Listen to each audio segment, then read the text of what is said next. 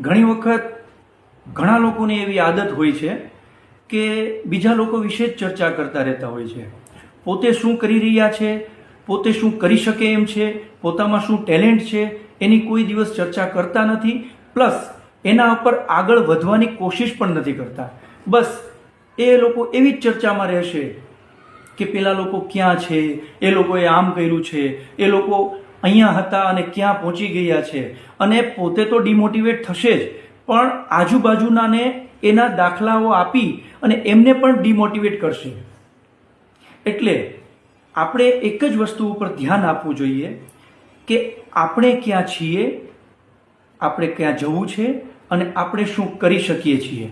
જો બીજા લોકોના ઉપર એટલું ધ્યાન આપવા કરતાં આપણે આપણા ઉપર એટલું ધ્યાન આપશું તો લગભગ એ લોકો કરતાં આપણે ઘણા આગળ જઈ શકશું.